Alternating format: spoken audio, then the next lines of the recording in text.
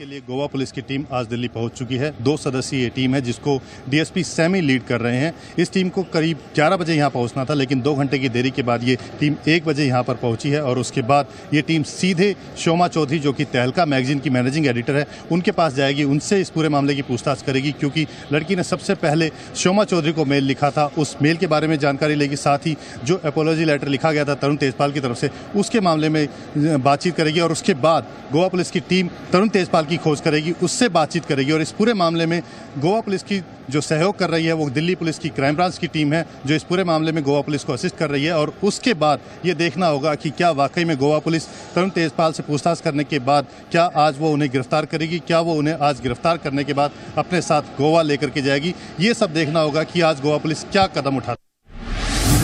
तहलका sex scandal में Goa police ने जांच तेज कर दी है। गोवा पुलिस के डीआईजी ने बयान जारी कर कहा कि लिफ्ट में कोई भी सीसीटीवी कैमरा नहीं था, लेकिन बाकी मिले सीसीटीवी कैमरों की जांच हो रही है। Hotel authorities have told us that they do not have specific camera inside the elevator. We are getting the detail layout of cameras in the hotel officially from the hotel, and a detailed analysis will be carried out as per the requirement of the investigation.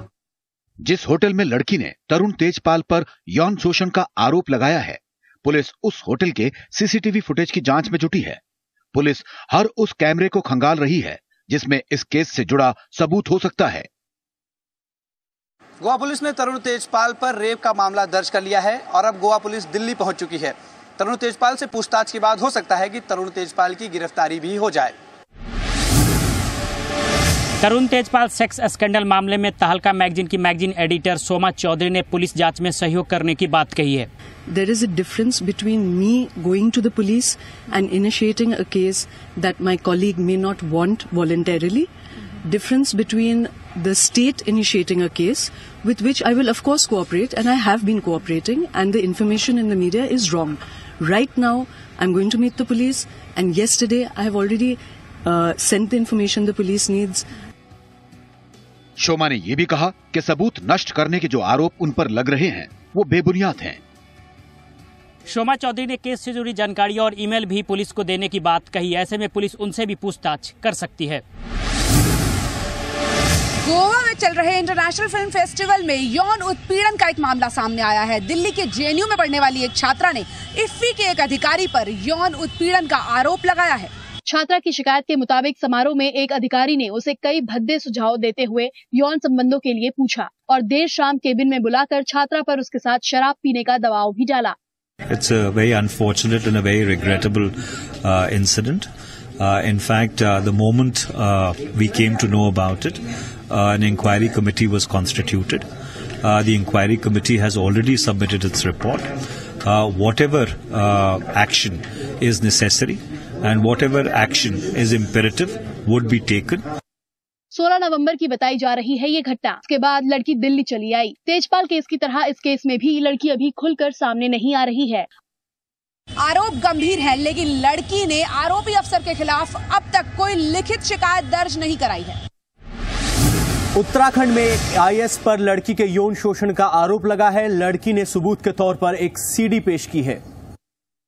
इस लड़की ने दिल्ली के पांडव नगर थाने में 0 FIR दर्ज कराई है। आरोप के मुताबिक सीडी में उसके साथ उत्तराखंड सरकार के एक संयुक्त सचिव हैं, जो ये सीडी बनाकर 3 साल से उसका यौन शोषण कर रहे थे। मुझे कहा जाने लगा कि जिस भी मुंह खोलेगी पता नहीं चलेगा कहाँ जाएगी और किससे बताएगी, मेरी शिकायत किससे करेगी, किसी को भी बोल के सारी उम्र जेल में सड़वा दूंगा। लड़की देहरादून की रहने वाली है। उसके मुताबिक देहरादून की ही एक महिला ने उसकी आईएएस से मुलाकात कराई थी। मुलाकात एक होटल में हुई, जहां उसे लंच के बहाने कुछ नशीला पदार्थ खिलाया गया और इसी के बाद उससे रेप किया गया और सीडी बनाई गई।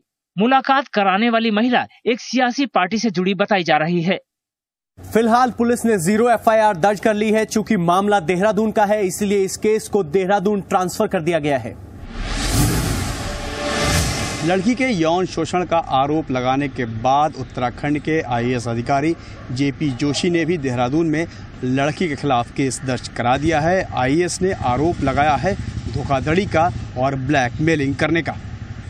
मेरे बारे में इस प्रकरण में जो भी मुझे कहना था वो मैंने प्रथम सूचना रिपोर्ट बसंत विहार थाने में दर्ज कर ली है। उसमें इसके पीछे कोई एक बहुत बड़ी साजिश है जिसका पर्दाफाश और दूध का दूध पानी का पानी बहुत जल्दी हो जाए। जी हाँ, प्रेमी फेसिया पूरा षड्यंत्र है और मेरे खिलाफ ही नहीं है। इस पे जो है कार्रवाई होगी, जब से जांच होगी पूरा सब उसमें पकड़ में आएंगे और पता चल जाएगा। उत्तराखंड के अपर सचिव गृह के पद पर तैनात जेपी जोशी पर गंभीर आरोप लगे तो उन्होंने भी आरोप लगाने वाली लड़की और उसके 2 साथियों के खिलाफ ही मुकदमा दर्ज करवा दिया। आईएएस के मुताबिक लड़की ने यह मामला उनके खिलाफ साजिश के तहत किया है। आईएएस अधिकारी ने यह भी दावा किया है कि आरोप लगाने वाली लड़की के कई लोग पहले भी शिकार हो चुके हैं और पुलिस जांच में इस बात का पूरा खुलासा हो जाएगा। घूस वाले बयान पर आईआरएस की आपत्ति के बाद केजरीवाल सामने आए हैं। उन्होंने वित्त मंत्री पी चिदम्बरम पर चिट्ठी लिखाने का आरोप लगाया है। लेकिन मुझे कहीं ना कहीं लग रहा है ये आईआरएस एसोसिएशन ने लिखा है, चिदम्बरम साहब ने लिखवाया है। चिदम्बरम साहब फाइनेंस मिनिस्टर हैं। आईआरएस एसोसिएशन वाले बेचारे मेरे खिलाफ, वो मुझे बहुत चाहते हैं आईआरएस एसोसिएशन वाले, और मेरे कई दोस्त भी हैं। वो ऐसी चिट्ठी मुझे लिखेंगे मुझे लगता नहीं है। तो मुझे कहीं ना कहीं लगता है कांग्रेसियों ने लिखवाया। बेचारे आईआरएस से नौकरी करते हैं, उनसे कहा गया होगा भी लिखो ये चिट्ठी, बेचारे ने लिख दी चिट्ठी। आईआरएस एसोसिएशन ने केजरीवाल के उस बयान पर ऐतराज जताया है जिसमें उन्होंने कहा था कि एक साधारण इनकम टैक्स इंस्पेक्टर साल में 1 करोड़ रुपए कमा लेता है और वो खुद इनकम टैक्स कमिश्नर के तौर पर करोड़ों रुपए कमा सकते थे। लेकिन ऐसा करने की बजाय उन्होंने समाज सेवा को चुना, जिसके बाद आईआरएस एसोसिएशन ने केजरीवाल को एक चिट्ठी लिखी है और कहा है कि मीडिया में ऐसे बयानों से इनकम टैक्स डिपार्टमेंट और इससे जुड़े कर्मचारियों की छवि खराब होती है। आईआरएस एसोसिएशन ने केजरीवाल को ऐसी बयानबाजी से बाज आने को कहा है और ऐसा ना करने पर उनके खिलाफ कड़े कदम उठाने की बात भी कही है। प्रधानमंत्री मनमोहन सिंह ने 2014 में होने वाले लोकसभा चुनाव को लेकर आतंकी हमले की आशंका जताई है।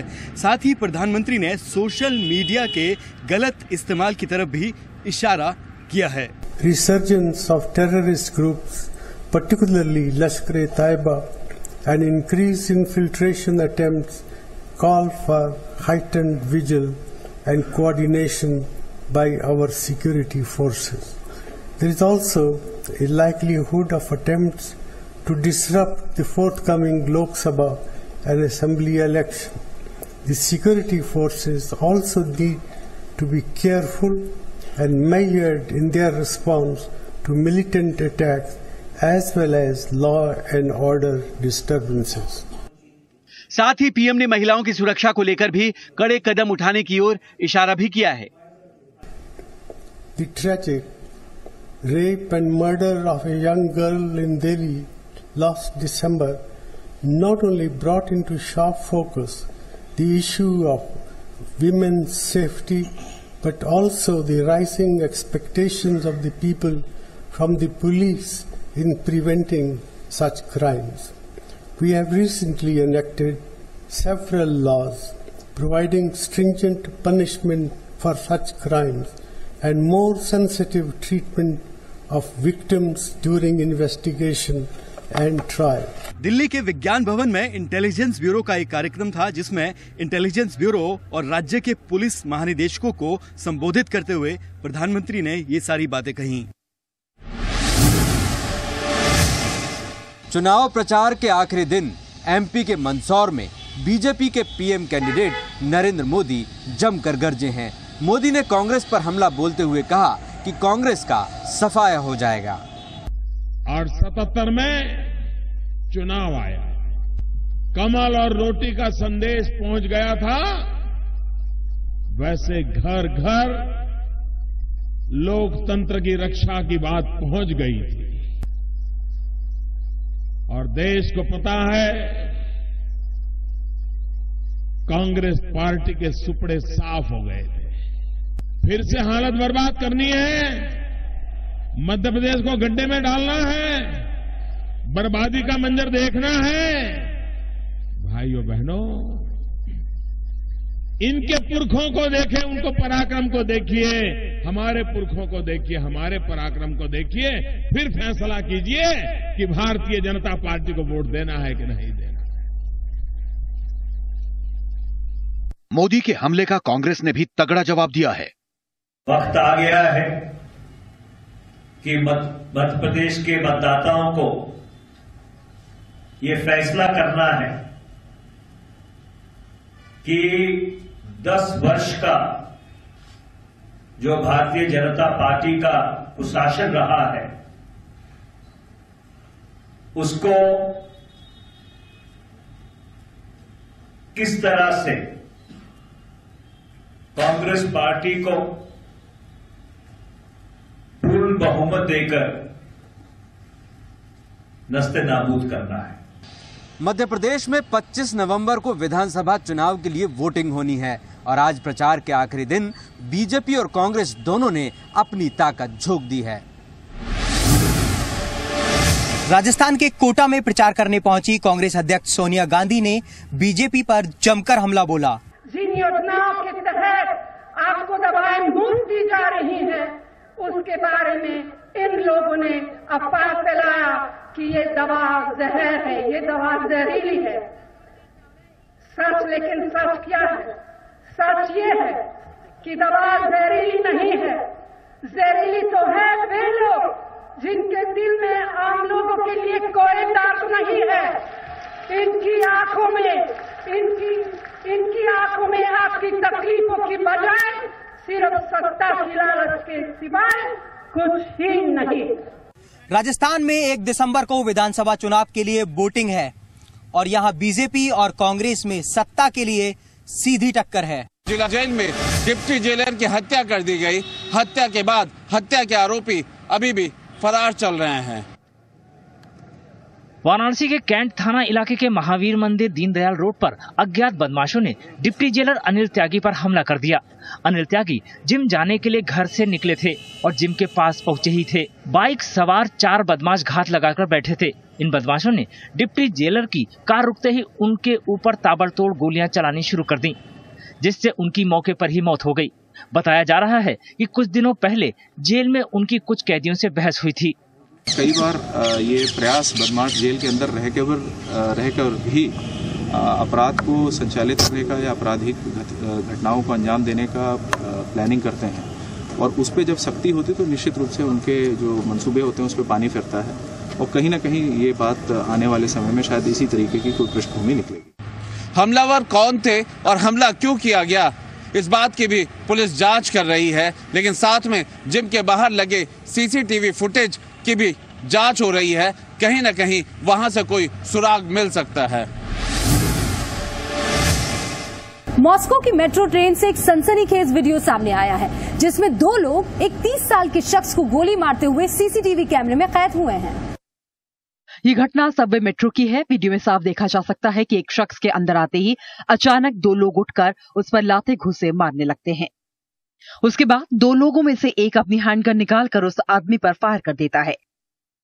गोली चलाने के बाद दोनों इस कोशिश में थे कि ट्रेन रुके और वो भागे। ट्रेन के रुकने से पहले दूसरा शख्स एक बार फिर पिस्तौल निकालता हुआ दिखता है। हालांकि जिस पर हमला हुआ उसकी जान नहीं गई। शुरुआती जांच में इसे नस्ली हमला बताया जा रहा है। मॉस्को की पुलिस ने सीसीटीवी कैमरे को रिलीज कर दिया है, लेकिन इन दोनों हमलावरों की गिरफ्तारी की अब तक कोई खबर नहीं आई है।